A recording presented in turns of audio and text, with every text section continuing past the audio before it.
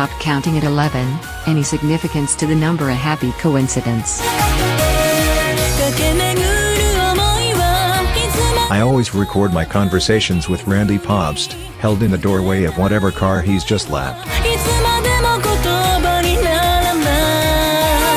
It's best to get him while everything's fresh, before anyone says anything that might color his impressions.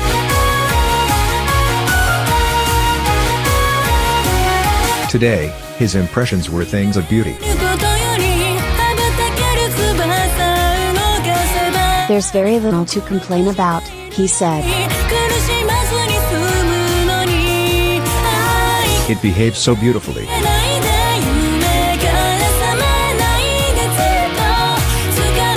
The balance is so beautiful.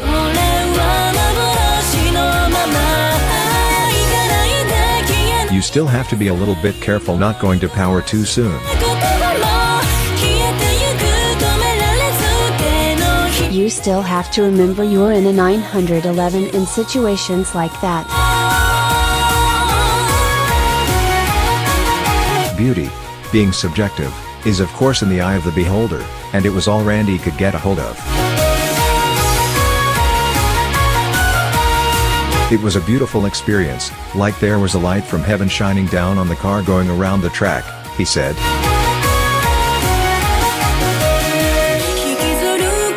It was that kind of, otherworldly kind of perfection.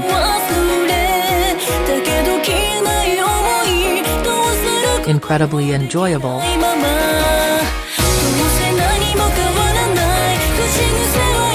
Not much to complain about.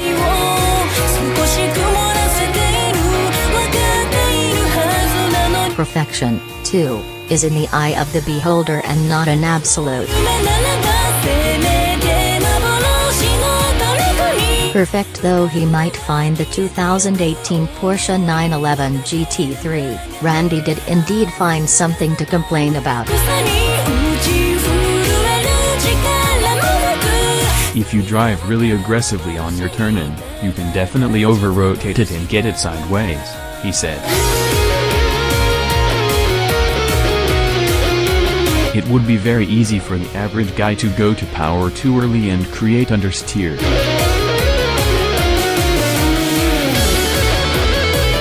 The driver has to be consciously aware of being in a 911, leaving that weight forward. Release the brake, but don't go to power. Trailing throttle, high entry speed, off throttle or still braking. Put some weight up there, and it likes it. Treat it right, and that GT3 will treat you to a 1:24.66 lap around Willow Springs International Raceway's big track. At least if you're Randy Pobst.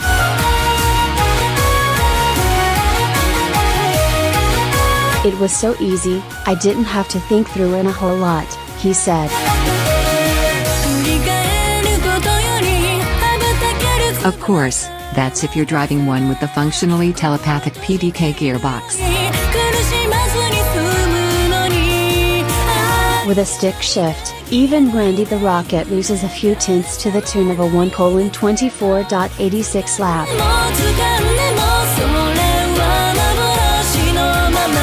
Either way, you've still crossed the line ahead of the 750 horsepower Aventador SV, 650 horsepower Corvette Z06, a 650 horsepower 650S, a 610 horsepower Huracan, a 600 horsepower GTR Nismo, and a 577 horsepower AMG GTR, all with just 500 horsepower and 339 pounds-to-foot of naturally aspirated torque.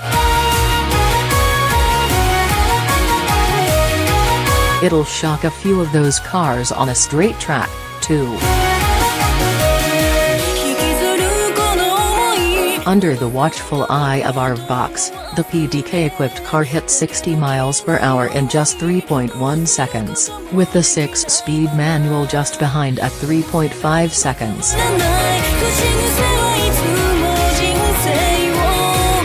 Keeping your foot in it, the 7-speed dual clutch will post an 11.2-second quarter mile at 126.6 miles per hour, and the stick shift nips at its bumper with an 11.5-second elapsed time at 125.2 miles per hour. Let's reiterate, that's a naturally aspirated, 500 horsepower car with well under 350 pounds-to-foot of torque running a standing quarter just shy of the venerated 10-second mark. As mentioned earlier, these cars can turn, too. Put them on a skid pad, and the 23-pound lighter dual-clutch automatic car will pull 1.07 grams while the nominally heavier manual strains the eyeballs with 1.11 grams. A run around our Figure 8 course demands a mere 22.7 seconds from the former and just 22.5 from the latter, each at 0.93 average G.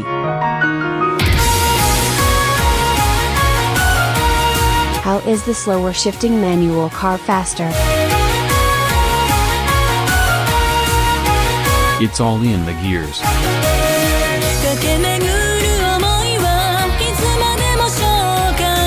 $1s, to be specific.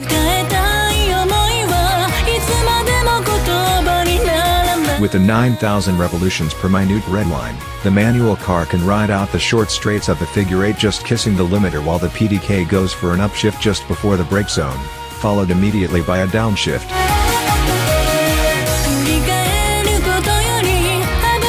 Not having to shift always saves time, even in a box as good as the PDK. Speaking of braking, stopping these cars from 60 miles per hour requires just 99 feet for that PDK and 98 for the slightly lighter manual. Advantageous as it might be in the tight quarters of the Figure 8, Randy found it an unfortunately liability in the ultimate quest for lap time. That is a lot more work, he said, fresh off laps in the manual car.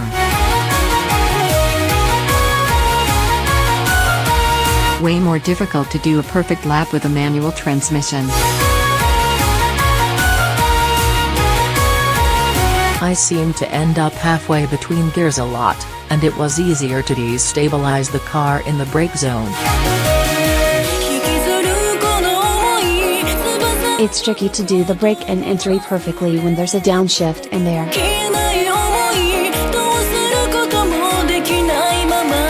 It's much trickier to throw a downshift at it than not to.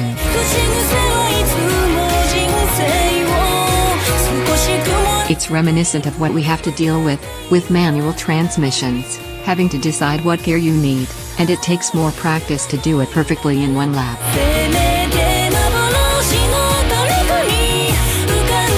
I didn't get into the magic zone like I did with the PDK, maybe because of the extra work. The shifter is great, he said.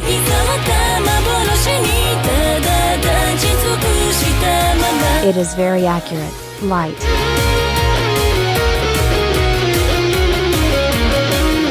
It has that slick, Teflon, mechanical feel.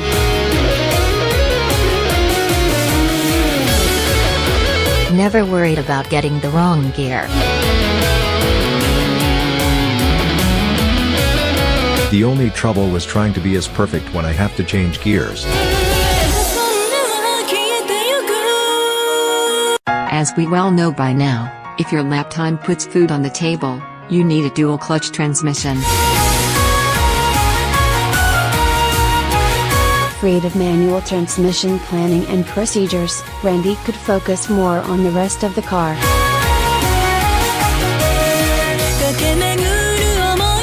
Holy crap, the tire grip, he merely shouted after a few PDK laps. Oh my god.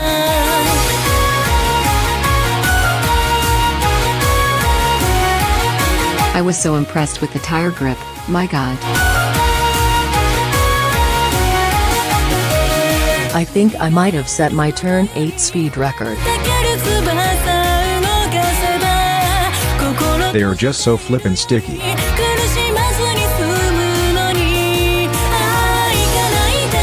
It just felt so good.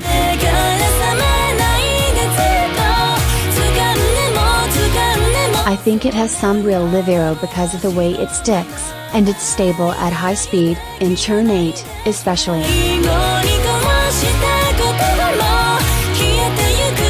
The stream of consciousness was running deep and strong now.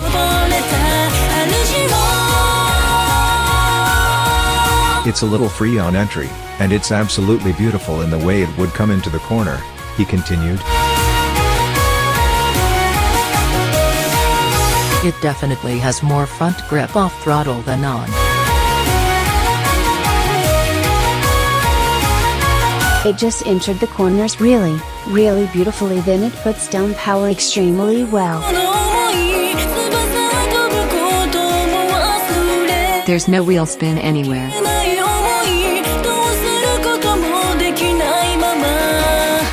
I never got you off.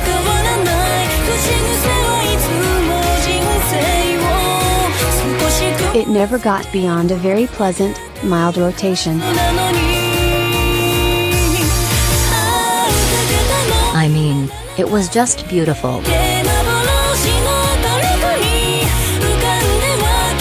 It was a beautiful thing, sublime. The braking is so strong.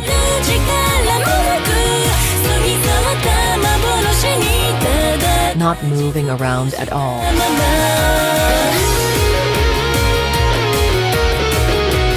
I was just braking really late, and the grip was just staying with me. The braking grip was just amazing.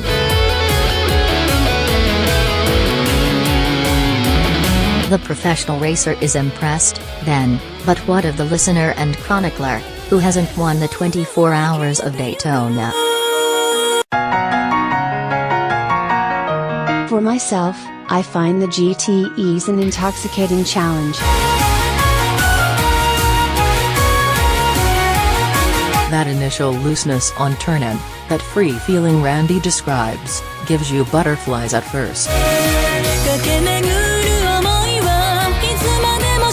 You know full well it's a 911 and the engine would just soon enter the corner first, so you approach it gingerly. You quickly find, though, it's just a little rotation like the man said.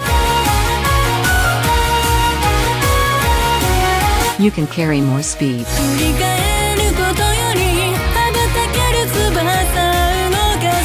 You don't need to brake as much next time, or as early.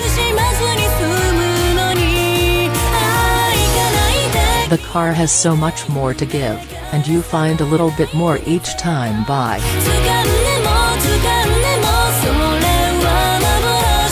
It's aggravating to realize how much time you've left on the table, and the need to find it is all-consuming, so the GT3 goads you on.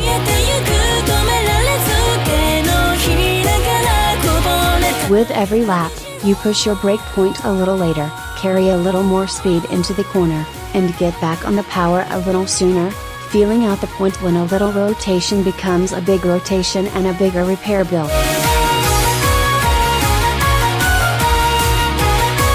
You want to spend all day improving your lap time by tenths of a second, consciously aware there could be full seconds on the table but also of the nearly $150,000 starting price.